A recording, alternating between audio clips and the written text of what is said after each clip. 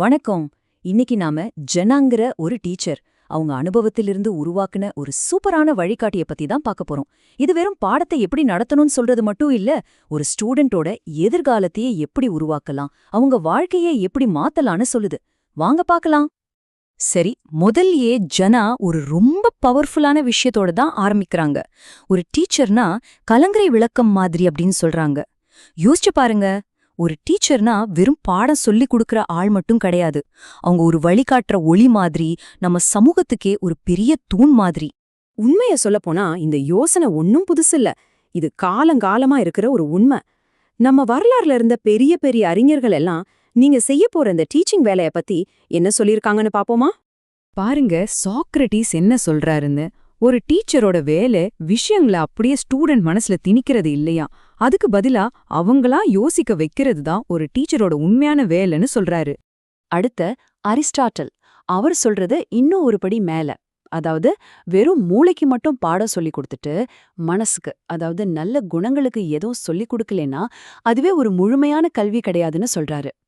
Character இல்லாம வெறும் knowledge மட்டும் இருந்த என்ன பிரயோஜனம் இல்லையா? அதே மாதிரி தாகூர் கல்வியை எப்படி பார்க்கறாருன்னா, அது நம்மள சுத்தி இருக்கிற உலகத்தோடையும் எல்லா உயிர்களோடையும் இணக்கமா வாழ வைக்கணும்னு சொல்றாரு. நம்மளோட இயல்பான திறமைகளை வளர்க்கறதுக்கும் கல்வி தான் வழி. சோ இதுல என்ன தெரியுது? நம்ம வேலை வெறும் சிலபஸ முடிக்கிறது மட்டும் இல்ல, அதுக்கு மேல ரொம்ப பெரியது. சரி, இப்போ கொஞ்சம் பிராக்டிக்கலான விஷயங்களுக்கு வருவோம். நாம பேசின அந்த கலங்கர விளக்கமா மாறணும்னா அதுக்கு சில நல்ல பழக்க வழக்கங்கள் மூலமா ஒரு ஸ்ட்ராங்கான ஃபவுண்டேஷனை நாம உருவாக்கணும். அது என்னன்னு பார்க்கலாம். இதெல்லாம் ஒரு டீச்சரா நீங்க கண்டிப்பா ஃபாலோ பண்ண வேண்டிய விஷயங்கள். அதாவது சரியான நேரத்துக்கு ஸ்கூலுக்கு வர்றது, நீட்டா ட்ரெஸ் பண்றதுல ஆரம்பிச்சு பாடங்களை நல்ல முன்கூட்டியே தயார் செஞ்சுக்கிறது, கிளாஸ் ரூமை சுத்தமா வச்சுக்கிறது, கரெக்டா அட்டெண்டன்ஸ் எடுக்கிற வரைக்கும் எல்லாமே முக்கியம். அதே மாதிரி ரெகுலரா டெஸ்ட் வச்சு உடனுக்குடனே ஃபீட்பேக் கொடுக்கணும். ரொம்ப முக்கியமா ஸ்டூடெண்ட்ஸோட முன்னேற்றம் பத்தி உங்க பெற்றோர்கிட்ட பேசிட்டே இருக்கணும். இந்த மாதிரி விஷயங்கள் தான் உங்க மேல ஒரு நம்பிக்கையை உருவாக்கும், கற்றலுக்கான சரியான சூழலையும் இதுதான் ஏற்படுத்தும். ஒரு நாணயத்தோட இன்னொரு பக்கம் மாதிரி நாம செய்யக்கூடாத சில விஷயங்களும் இருக்கு. கிளாஸ்ல பர்சனல் கால்ஸ் பேசுறது, ஸ்கூல் நேரத்துல வெளியில போறது, நம்ம சொந்த வேலைக்கு ஸ்டூடெண்ட்ஸை பயன்படுத்துறது, நம்ம பர்சனல் டென்ஷனை கிளாஸ்ல காட்டுறது, ஏன் கிளாஸ்ல தூங்குறது கூட கூடாது. இந்த மாதிரி விஷயங்களை நம்ம தவிர்க்கும் போதுதான் அந்த கற்றல் சூழலோட மதிப்பு காப்பாற்றப்படும். இது உங்களுக்கும் உங்க மாணவர்களுக்கும் நீங்க செய்யற இந்த வேலைக்கும் நீங்க கொடுக்கற மரியாதை. ஆனா இந்த ரூல்ஸ் ப்ரொசீஜர்ஸ் எல்லாம் கதையோட ஒரு பகுதி தாங்க.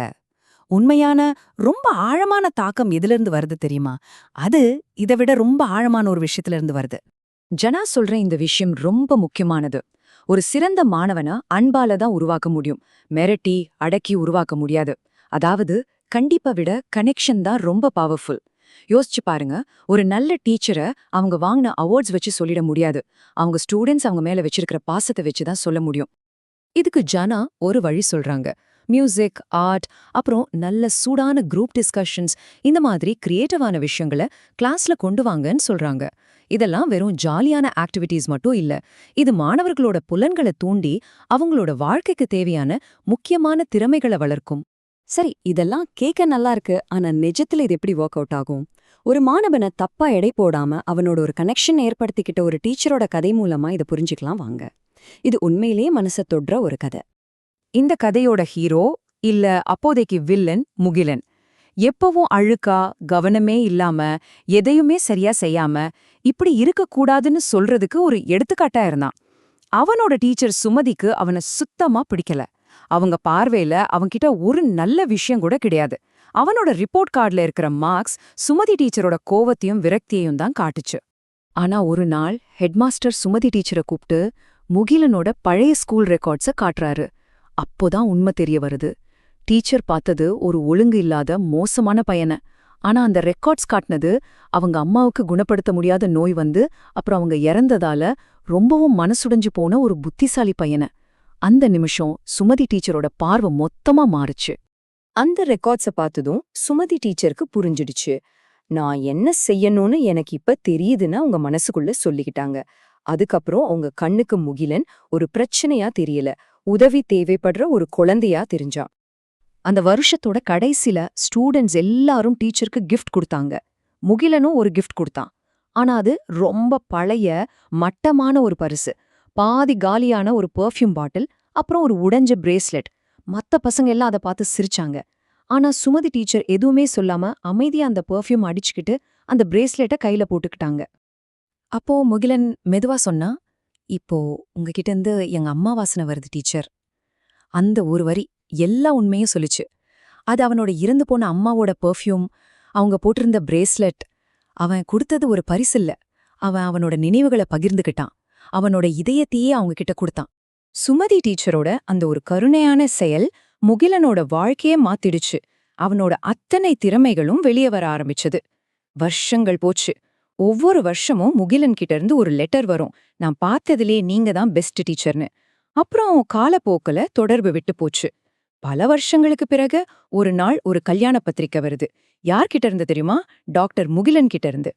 சுமதி டீச்சர் அந்த கல்யாணத்துக்கு போனாங்க. அவங்களுக்காக ஒதுக்கப்பட்டிருந்த சீட்டு போய் பார்த்தாங்க.